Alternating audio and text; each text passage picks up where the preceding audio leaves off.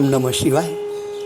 પવિત્ર શ્રાવણ મહિનાના આ પાવન દિવસો આપ સૌના માટે સુખ શાંતિદાયી, આનંદદાયી, સ્વાસ્થ્યદાયી, વિકાસદાયી તેમજ કોરોના મુક્તદાયી બન્યા રહે તેવી ભગવાન સદાશિવના ચરણોમાં પ્રાર્થના. આવો શ્રાવણ સત્સંગમાં આજે આપણે જોઈશું સંત તિરુવલ્લુવર. અદ્ભુત જીવન ચરિત્ર છે. તમારું ને મારું જીવન પરિવર્તન કરે એવું દિવ્ય ચરિત્ર આ ઋષિ સંદેશ દ્વારા આપ સૌને મોકલાવી રહ્યા છીએ. ત્યારે આપ સૌને નમ્ર વિનંતી કે આ ઋષિ સંદેશને સબસ્ક્રાઈબ કરી અને અન્યમાં પણ ફોરવર્ડ કરવાનો સહભાગી બનશો. આવો સંત તિરુવલ્લુવર. ઓમ ભૂર્ભુવઃ સ્વઃ તત્સવિતુર્વરેણ્યં ભર્ગો દેવસ્ય ધીમહિ ધિયો યો નઃ પ્રચોદયાત. ઓમ ત્ર્યંબકં યજામહે સુગંધિં પુષ્ટિવર્ધનમ ઉર્વારુકમિવ બંધનાન મૃત્યુર્મુક્ષીયમામૃતાत्. મૃત્યુંજય મહાદેવ ત્રાહિ મામ શરણાગતમ જન્મ મૃત્યુ જરા વ્યાધિ પીડિતમ કર્મ બંધને. ઓમ શ્રી ગાયત્રી દૈવ્યે નમઃ. ઓમ શ્રી ગુરુ ચરણ કમલભ્યો નમઃ. ઓમ શ્રી મહાકાલાય નમઃ. આવાહયામિ સ્થાપયામિ પૂજયામિ ધ્યાયામિ તતો નમસ્કારં કરોમિ. ગંધાક્ષતમ પુષ્પાણિ ધૂપમ દીપમ નૈવેદ્યમ સમર્પયામિ. સંત તિરુવલ્લુવર. માનવ જીવનમાં જેમ ચડતી પડતી આવે છે, સુખ દુઃખ આવે છે, તેમ સમાજમાં પણ ચડતી પડતી આવે છે. જ્યારે સમાજની દરેક વ્યક્તિ પોતાનો સ્વાર્થ શોધતી હોય છે, હું પૂરતી જ તેની દુનિયા મર્યાદિત હોય છે. માત્ર જે સ્વાર્થમાં જ રમતી હોય છે. કુટુંબને શું જોઈએ, સમાજને શાની જરૂર છે, તેનો કોઈ વિચાર જ નથી કરતું. કોઈના જીવનમાં ધ્યેય હોતું નથી. શું કરવાનું તેની ખબર હોતી નથી. બધે જ અંધારું છવાયું હોય છે. ખાઓ, પીઓ અને મજા કરો, આનાથી આગળ કોઈની દ્રષ્ટિ હોતી જ નથી. ઋણમ કૃત્વા ધૃતમ પીબે. આ ચાર વાકના મતને વળગી અને લોકો ચાલતા હોય છે. ત્યારે સમાજ ભોગવાદી વિચારસરણીનો બને છે. આવા સમાજમાં અર્થ પ્રાધાન્ય વધતું જાય છે અને હળવે હળવે ધ્યેયનિષ્ઠ જીવન ખલાસ થતું જાય છે. ભારતીય સંસ્કૃતિમાં પણ કોઈ એક કાળે આવો સમાજ થયો હતો. સમાજના આગેવાનો, નેતાઓ, રાજકીય ધુરંધરો બધા જ ભોગવાદી બન્યા હતા. ભૌતિકવાદમાં માનવાવાળા હતા. સારું ખાવાનું, રોટલો અને હોટલો બંને મળ્યા. હવે બીજું શું જોઈએ? આ વૃત્તિનો બહુ મોટો વર્ગ હતો. રોટલો અને ઓટલો મળવું એમાં જ કંઈ કૃત્યતા થોડી છે. કૂતરાને પણ રોટલો અને પડી રહેવા માટે ઓટલો મળે છે. માનવ જીવનની કૃત્યતા ધન્ય જીવનમાં છે. ભગવાનના લાડકા થવું, તેના ખોળામાં બેસવું, આ જ જીવનની કૃત્યતા છે. સમાજના પહેલા વર્ગના લોકો, અધિકારી વર્ગ, જ્યારે ભોગ જીવનને સર્વસ્વ સમજે, ભાવ જીવનને મહત્વ ન આપતા ભોગોને જ પ્રાધાન્ય આપે, ત્યારે નક્કી સમજવું જોઈએ કે તે કાળ બગડી ગયો છે. પછી ભલે મંદિરોની સંખ્યા વધી રહી હોય, હજારોની સંખ્યામાં લોકો ભલે મંદિરે જતા હોય, પણ જે કાળમાં ધ્યેય નિષ્ઠ જીવન નથી, ભાવ જીવનને સ્થાન નથી, તે કાળ એટલે કે તે સમય બગડેલો કાળ છે, બગડેલો સમય છે. ચોલ દેશમાં એક કાળે લોકો આવું જ ભોગ જીવન જીવતા હતા. બાળકને ગળથુથી માંથી જ ભોગ જીવનનું શિક્ષણ અપાતું હતું. માં છોકરાને પૂછે, બેટા તું કાળી વહુ લાવીશ કે ગોરી? અને નાદાન બાળક જવાબ આપતો, બા હું તો તારા જેવી ગોરી વહુ લાવવાનો છું. બાળકને રમાડવા ભેગા થયેલા સૌ બાળકના જવાબથી હસી પડે. અને આવા પ્રત્યુત્તરથી, તેના આવા જવાબથી એ ગૌરવ લે. કાં તો પછી કોઈ બાપ પોતાના બાળકને પૂછતો, દીકરા તું મોટો થયા પછી કેટલાક પૈસા કમાઈ લાવીશ? એટલે બાળક બે હાથ કોડા કરીને કે આટલા બધા. બાળપણથી જ ભોગ અને અર્થના વિચારો બાળકની નસે નસમાં, રોમે રોમમાં ભરવામાં આવતા. નૈસર્ગિક જ મોટો થયા પછી બાળકનો દ્રષ્ટિકોણ ભોગ પ્રધાન બનતો અને ભોગ પ્રધાન જ રહેવાનો. ચોલ દેશના એક ગામમાં એક નગર શેઠ રહેતા હતા. અઢળક સંપત્તિ, પણ સાંસ્કૃતિક દ્રષ્ટિએ બગડેલું ભોગી જીવન જીવતા હતા. પશુ તુલ્ય જીવન હતું. પ્રભુએ આપેલું માનવ જીવન સાર્થક ન કરતા તે ફોગટમાં ગુમાવ્યું હતું. આપણામાં કહેવત છે કે બાપ એવા બેટા અને વડ એવા ટેટા. આ નગર શેઠનો છોકરો પણ દિવસે દિવસે વધુ ને વધુ ઉન્મત્ત થવા લાગ્યો, વિકારી થવા લાગ્યો. તેની ઉન્મત્તતા તથા ઉદ્ધતાઈનું ઠેર ઠેર દર્શન થવા લાગ્યું. યૌવનમ ધન સંપત્તિ પ્રભુત્વ વિવેકતા એકૈ કમપ્યર્થા કમર્પણ થાય, એકૈક મપ્ય ન થાય કિમુ યત્ર ચતુષ્ટયમ. યૌવન, અધિકાર અને વિવેક. યૌવન, વૈભવ, અધિકાર અને વિવેક, અવિવેક, આ દરેકે દરેક અનર્થનું મૂળ છે. તો પછી જેનામાં આ ચારે હોય ત્યાં તો પછી અનર્થનું પૂછવું જ શું? નગર શેઠના છોકરા પાસે ઉછળતું યૌવન હતું. નગર શેઠના છોકરા પાસે આમ ઉછળતું જીવન હતું. વૈભવ હતો, નગર શેઠના છોકરા તરીકેનો અધિકાર હતો અને વારસામાં મળેલી ઉદ્ધતાઈ પણ હતી. તેના ઉદ્યમ જીવનને કોઈ સીમા ન હતી. અને બે ચાર ખુશામતીયા મિત્રોની સાથે લઈ હાથમાં એક નેતરની સોટી રાખી આખા દિવસમાં એ રખડ્યા કરતો. કારણ કે શેઠનો દીકરો હતો અને નગર શેઠનો દીકરો હતો.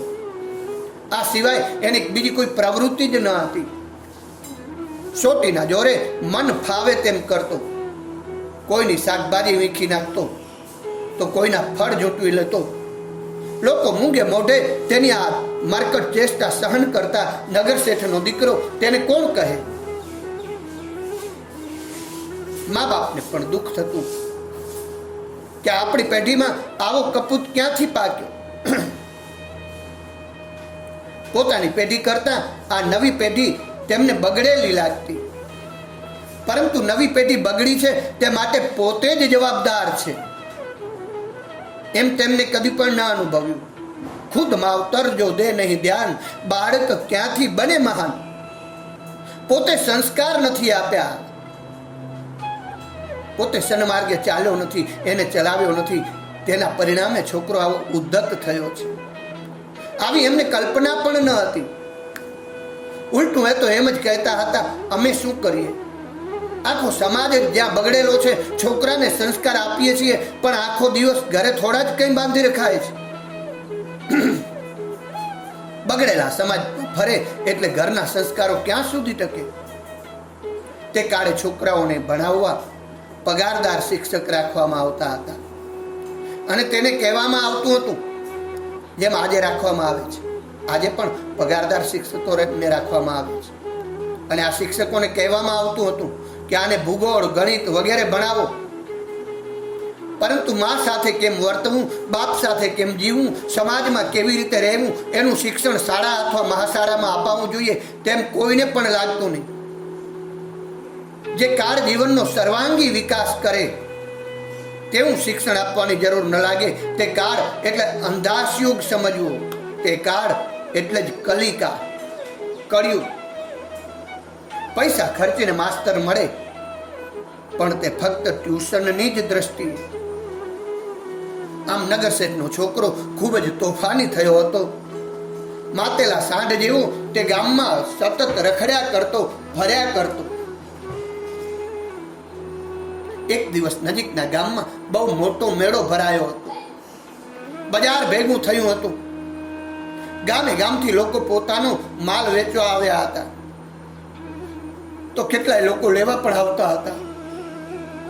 નગર શેઠનો છોકરો અને એના 3-4 ખુશામતિયા મિત્રો આ મેળામાં ફરવા નીકળ્યા છે. ક્યારેક કોઈની મીઠાઈ ખાતા, તો ક્યારેક કોઈના ફળ ખાતા, કોઈને પજવતા, કોઈને હેરાન કરતા, આમ મેળામાં ભટકતા હતા. ત્યાં આગળ એક શાન વીર ઉદાત વણકર પણ કપડા વેચતો બેઠો હતો. એની આંખમાં સાત્વિક તેજ હતું, એના મોઢા પર પ્રસન્નતા હતી. તેની પાસે આવી આ નગર શેઠના છોકરાએ પૂછ્યું છે, આની શું કિંમત છે? એમ કહી તેણે એક સાડી હાથમાં લીધી. પેલા વણકરે જવાબ આપ્યો, 2 રૂપિયા. છોકરાએ સાડી હાથમાં લીધી અને એના 2 ટુકડા કર્યા અને કીધું, હવે આ 1 ટુકડાની શી કિંમત? વળી તે ટુકડાના 2 ટુકડા કર્યા, 2 ભાગ કર્યા અને પછી પૂછ્યું, આ ટુકડાની કેટલી કિંમત? આઠાના થઈ ને. આમ થઈ તે મોઢેથી હસી પડ્યો. તેના એ નિર્લજ હાસ્યમાં તેના મિત્રોએ સાથ પુરાવ્યો. પરંતુ વણકરે તેમના તોફાનને હસી કાઢીને કહ્યું, હવે આ વસ્ત્ર બીજું કોઈ પહેરી શકે એમ નથી, તો પછી આની કિંમત કેમ લેવાય? અને નગર શેઠના છોકરાને તેના વર્તન માટે ઘોર પસ્તાવો થયો છે. તેને થયું, આ વણકરની આપણે સાડી ફાડી નાખી અને છતાંય તે ખીજાયો નહીં.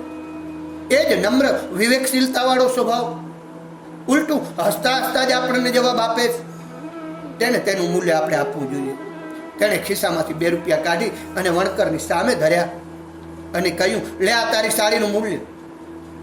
આજ સુધી હું મફત ખાતો હતો, તે યોગ્ય ન હતું. વણકરે પૈસા લેવાની ના પાડી, પણ મારી પાસે ઘણા પૈસા છે, તું તારે લઈ લે. અને તારી આ સાડી તો નકામી ગઈ છે. મારી તે સાડી નકામી નહીં જાય. મારી પત્ની તે સાડીને સાંધીને પહેરશે. ભાઈ ચિંતા ન કર, હું કહું છું ને, તું પૈસા લઈ લે. છોકરાએ પોતાના સત્તાવાળી અવાજમાં કહ્યું છે, ભાઈ આ વણકરે કીધું છે, તું કોઈ સારા ઘરનો યુવક છે, ગયા જન્મનો કોઈ યોગ ભ્રષ્ટ પુરુષ છે, તેથી તો ભગવાને તને આ સંપત્તિ અને વૈભવ બધું આપ્યું છે. તારો ચહેરો પણ કેટલો તેજસ્વી છે. તું કોઈ મોટા કુળનો દીકરો હોય છે એવું લાગે છે, પરંતુ તને ખબર નથી કે વસ્તુ વપરાશમાં લેવાય તો તેનું મૂલ્ય થાય. આ લુગડું હવે કોઈના વપરાશમાં તો આવે એમ નથી. તે કેટલી જગ્યાથી એને ફાડી નાખ્યું છે, તો પછી હું તેનું મૂલ્ય કેમ લઈ શકું? આ ફાટેલા કપડાની તે કોઈ કિંમત થતી હશે? તને ખબર છે ખેડૂતે કેટલી મહેનત કરી આ લુગડા માટે કપાસ તૈયાર કર્યો હશે? મારા પત્નીને તેમાંથી સૂતર કાઢતા અને તેને રંગતા કેટલી મહેનત થઈ હશે, તેનો તો તમને લોકોને અંદાજ પણ ક્યાંથી હોય? ત્યાર પછી તેને વણતા અને આ સાડી તૈયાર કરતા મને કેટલો શ્રમ પડ્યો હશે, તેની તો કલ્પના તમને ક્યાંથી આવે? આ સાડી પાછળ થયેલા આ બધા શ્રમનું તું શું મૂલ્ય ચૂકવવા માંગે છે? શ્રમનું તે કોઈ દિવસ મૂલ્ય થાય? વણકરનો આવો જવાબ સાંભળી નગર શેઠનો દીકરો છોભીલો પડ્યો છે. મૂંગો તેને સાંભળી રહ્યો છે. ભાઈ, પૈસા તો કેવળ યોગક્ષેમ ચલાવવા માટે જ લેવાના હોય. પૈસાથી કોઈની મહેનતનું મૂલ્યાંકન ન થાય. અને પ્રત્યેક વસ્તુ પૈસાથી વેચાતી મળે છે. એ કલ્પના પણ કેટલી ભ્રાંત છે. જગતમાં ઘણી વાતો એવી છે કે જેનું પૈસાથી મૂલ્યાંકન થતું નથી. ભાઈ, તને મેં 2 રૂપિયા ભાવ કહ્યો તે મારા યોગક્ષેમ માટે, મારા જીવનનો નિર્વાહ કરવા માટે કહ્યો છે. તેનો અર્થ એ તો નથી જ કે મેં શ્રમ લીધો. તેનું મૂલ્ય 2 રૂપિયા છે. આજે અર્થશાસ્ત્રીઓ સામે ખૂબ મોટી સમસ્યા છે. શ્રમ અને તેનું મૂલ્ય. શ્રમનું મૂલ્ય થઈ શકે ખરું કે?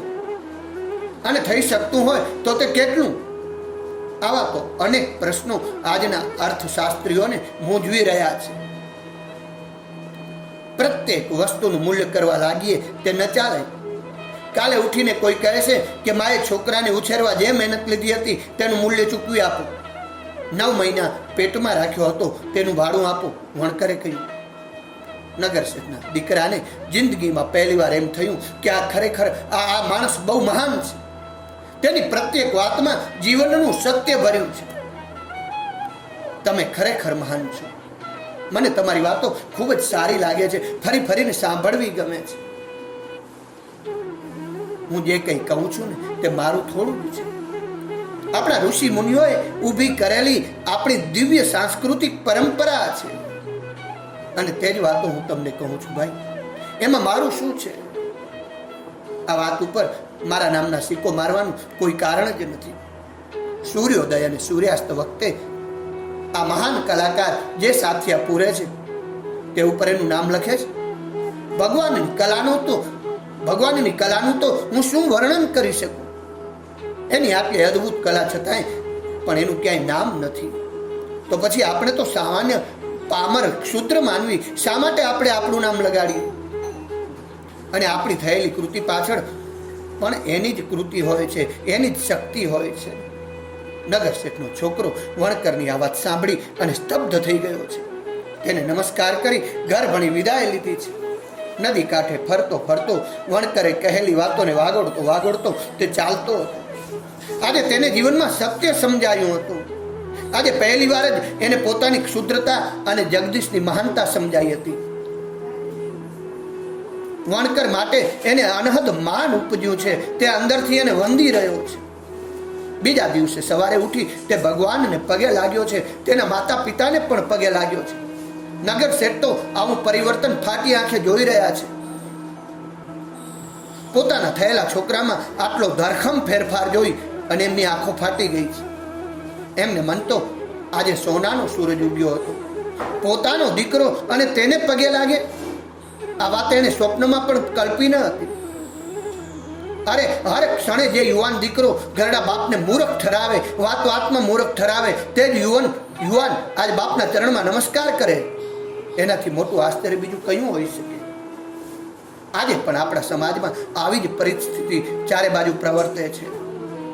આજે ઘરના મા બાપ પ્રત્યે આદર અને પ્રેમની લાગણીથી કેટલા યુવાનો જોતા હશે.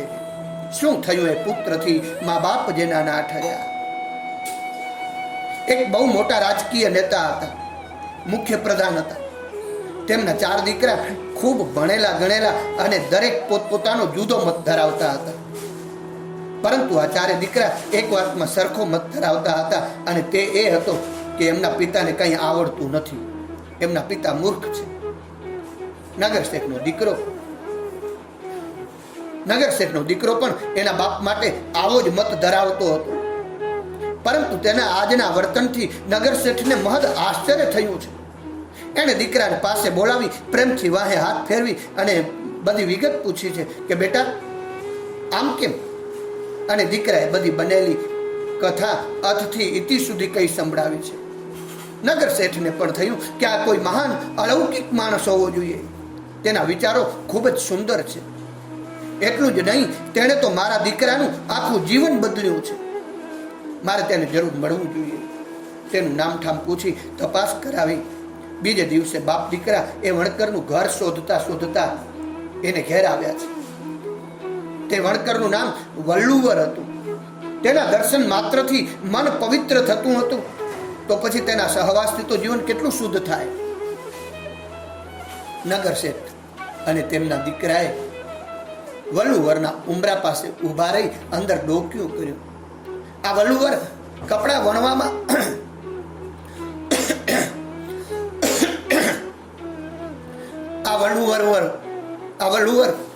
કપડાં વણવામાં તલ્લીન હતો. એની પત્ની સીવવામાં મશગુલ હતી.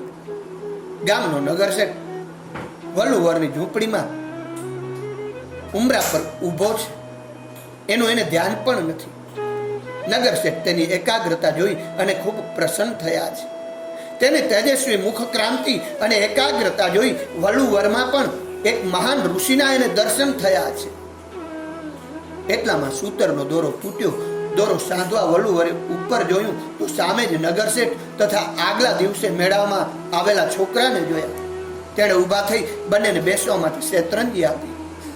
અને વણકર પત્નીએ એક સ્વચ્છ લોટામાં પાણી લાવીને આપ્યું છે. નગર શેઠ કહે છે, ભાઈ તમે આને સુધાર્યો છે, આખું જીવન બદલાવ્યું છે, માત્ર ઘડીકના સંગથી મારા દીકરાનું જીવન બદલ્યું છે. અને એટલે જ કહ્યું, કર માનવ સજ્જન જનનો સંગ, કર માનવ સજ્જન જનનો સંગ, અંતરમાં આજવાળા પ્રગટે ઉત્તમ થાશે અંગ, કર માનવ સજ્જન જનનો સંગ, કર માનવ સજ્જન જનનો સંગ. નગર શેઠ કહે છે, ભાઈ અમે તમારા ઋણી છીએ, પરંતુ અમારી એક નમ્ર વિનંતી છે. અમારી પાસે પુષ્કળ ધન છે, મારા છોકરાને બીજા ભણતરની જરૂર નથી, એને તમારી પાસે રાખો, એને જીવન જીવવાનું શિક્ષણ આપો. નગર શેઠે કહ્યું, આપણું પ્રાચીન શિક્ષણ આ જ પદ્ધતિનું હતું. બાપ દીકરાનો હાથ પકડી ગુરુના આશ્રમમાં મૂકી આવતો. પછી રાજા હોય કે નગર શેઠ, જ્ઞાન રાશિ હોય કે કોઈ મોટો અધિકારી, બધાને સામે ચાલી ગુરુના ઘરે પોતાના દીકરાઓને મૂકવા જવું પડતું હતું. અને તે જ પુંજ ગુરુના પગ પાસે બેસી જીવનનું શિક્ષણ વિદ્યાર્થીઓ લેતા હતા. અને ત્યારે વિદ્યાર્થીઓનું તેજ વિલવ, વિદ્યાર્થીઓની ક્રાંતિ અલગ જ હતી. વિદ્યાર્થીઓ ગુરુ ઉપર એક નિષ્ઠ વિદ્યાર્થીઓને પ્રેમ રહેતો હતો. તેમને મન ગુરુથી કોઈ ચડિયાતું ન હતું. અને ગુરુ પણ એટલા જ પ્રેમથી તપોવનમાં ગુરુકુલમાં આવેલા વિદ્યાર્થીઓનું જીવન ઘડતા હતા, જીવન શિક્ષણનો પાઠ ભણાવતા હતા. વિશ્વામિત્રના આશ્રમમાં ફક્ત 2 જ વિદ્યાર્થી ભણતા હતા, એક ભગવાન રામચંદ્ર અને બીજા લક્ષ્મણ. પ્રભાતના રમ્ય પહોરમાં ગુરુનું આવું પ્રેમાળ સંબોધન શિષ્યના જીવનમાં કેટલો ઉત્સાહ અને ગુરુ પ્રત્યે કેટલી આત્મીયતા નિર્માણ કરતા હશે. સહજ વાત કરતા કરતા જીવનનું સર્વાંગી શિક્ષણ મળતું હતું. એકાદ વૃક્ષ પાસે આવી ગુરુ પ્રેમથી વૃક્ષના પાનને હાથ લગાડી વિદ્યાર્થીને પૂછે, બેટા આ શેનું વૃક્ષ છે, ખબર છે તને? આમ વનસ્પતિ શાસ્ત્ર ભણવાની શરૂઆત હતી. તેના ગુણ ઉપયોગની વાતો કરતા કરતા વિદ્યાર્થીઓ આયુર્વેદ પણ ભણતા હતા. ફરતા ફરતા હાડકાનો ઢગલો દેખાડી વિશ્વામિત્ર રામને પૂછતા, બેટા આ કોના હાડકા છે, ખબર છે? રામ કહે, મનુષ્યના. ત્યારે વિશ્વામિત્ર પૂછતા, માનવના હાડકાનો આટલો બધો મોટો ઢગલો કેમ થયો? અને આ રીતે ઇતિહાસ ભણાવવાની શરૂઆત થતી, વનસ્પતિ શાસ્ત્ર ભણાવવાની શરૂઆત થતી. અને ક્યારે જ્ઞાન મળ્યું તેની ખબર પણ ન પડવી જોઈએ. જ્ઞાન આપનારને એમ ન હોવું જોઈએ કે હું ભણાવું છું, અને જ્ઞાન લેનારને એમ ન લાગે કે હું ભણું છું. અને બીજા દિવસથી આ નગર શેઠનો છોકરો તિરુવલ્લુવરના ઘરે જ રહેવા લાગ્યો છે. એની પાસે રહી એનું પવિત્ર જીવન જોઈ જીવનના પાઠો ભણવા લાગ્યો છે. નગર શેઠ પણ બપોરના 2-3 કલાક એની પાસે બેસવા આવતા, સત્સંગ કરતા અને જીવનનું ભાથું બાંધી અને ઘરે જતા હતા. તેણે પણ વલ્લુવરને ગુરુ માન્યા હતા. અને એક દિવસ વાતો કરતા કરતા નગર શેઠે વલ્લુવરને કહ્યું છે, મારી પાસે ઘણી સંપત્તિ છે, તેમાંથી થોડી તમે રાખો ને. આ ભણવાનું કષ્ટ શા માટે લો છો? શેઠ, વલ્લુવર કહે છે, તમે તો ગયા જન્મના ભગવાનના લાડકા દીકરા છો, અને તેથી તો ભગવાને તમને અઢળક સંપત્તિ આપી છે.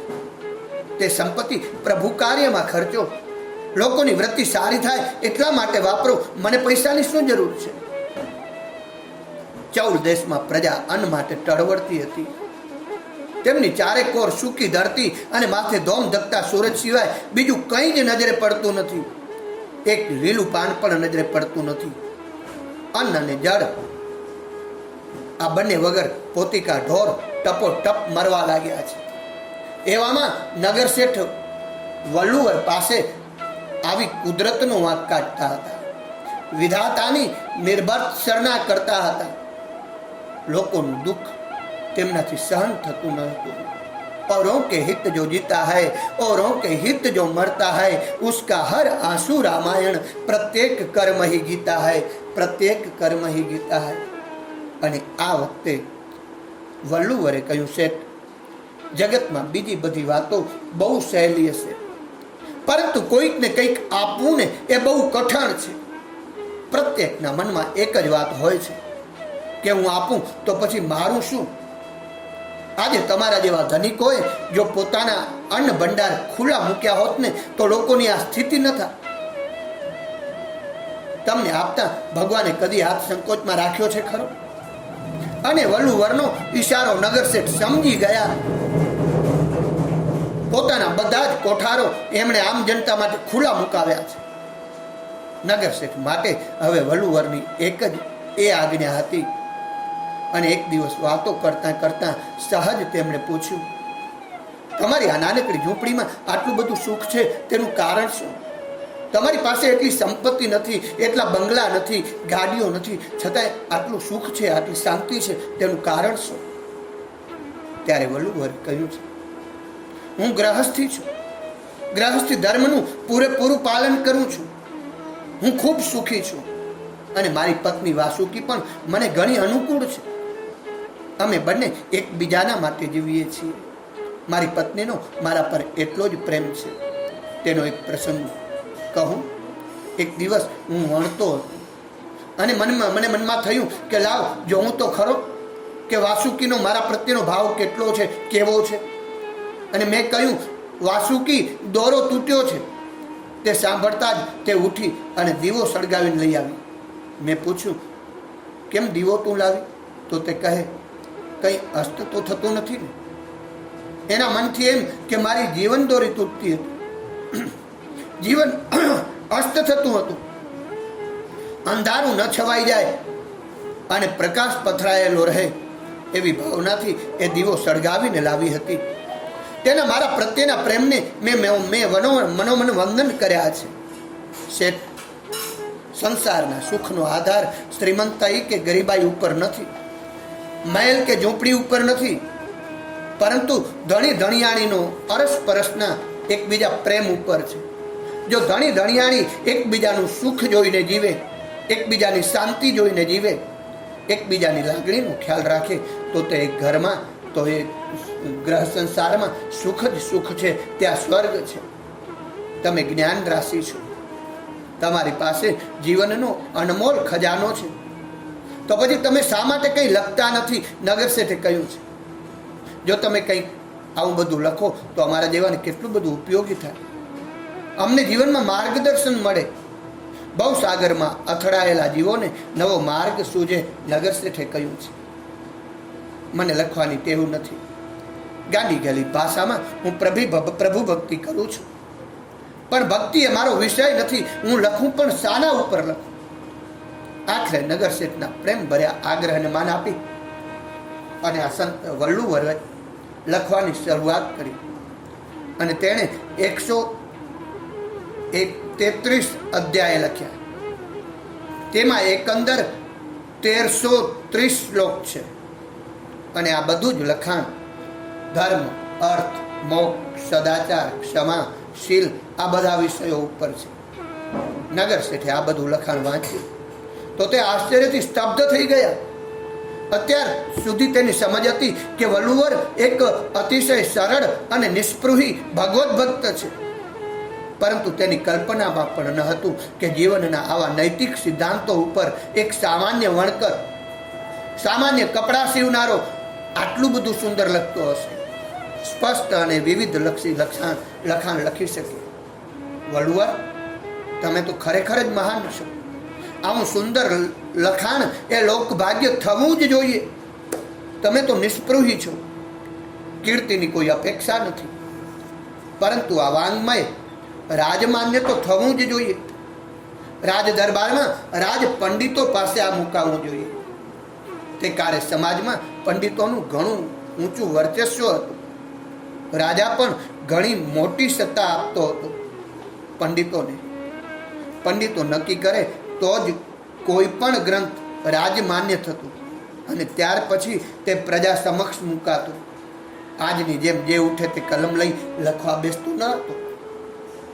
તે લખે તો પણ પંડિતો માન્ય ન કરે ત્યાં સુધી જાહેર પ્રજામાં લખાણ બહાર ન પડતું હતું. ગરીબ વણકરને જોઈ અને રાજાને થયું કે આવો તે વળી પંડિત હોતો હશે, આ કોઈ પંડિત જેવો તો લાગતો નથી. રાજ દરબારના બીજા પંડિતો પણ વલ્લુવરને જોઈ તેની વિદ્વતા બદલ ચર્ચા કરવા લાગ્યા. ત્યારે ખૂબ જ નમ્રતાથી વિવેક ભર્યા સ્વરે વલ્લુવરે કહ્યું, તે ગ્રંથ રાજ પંડિતોને ધર્યો. એક રાજ પંડિતે વલ્લુવરને પૂછ્યું કે તમે પંડિત છો? ત્યારે વલ્લુવરે કહ્યું, હું કહી શકતો નથી. તમે ભક્ત છો? વલ્લુવર કે ના, મને ખબર નથી. તો પછી તમે કોઈ રાજનીતિ ઉપર આ ગ્રંથ લખ્યો છે? ના, વલ્લુવરે એક અક્ષરી જવાબ આપ્યો. તો તમે કયા વિષય ઉપર આ ગ્રંથ લખ્યો છે? રાજ પંડિત અકળાઈ ગયો. આ માનવ દેહ લઈ આ સૃષ્ટિમાં આવ્યા પછી મેં જે કંઈ જોયું, અનુભવ્યું, જે જગતના સંપર્કમાં આવ્યો અને મને જીવન ઉપયોગી જે માખણ મળ્યું તે મેં લખ્યું છે. આ જીવન ઘડતરનો ગ્રંથ છે. પંડિતોએ એક એક પ્રકરણ વાંચવા માંડ્યું. પહેલું પ્રકરણ સદાચાર ઉપર હતું, બીજું પ્રકરણ ક્ષમા ઉપર હતું, પછી પ્રેમ ઉપર.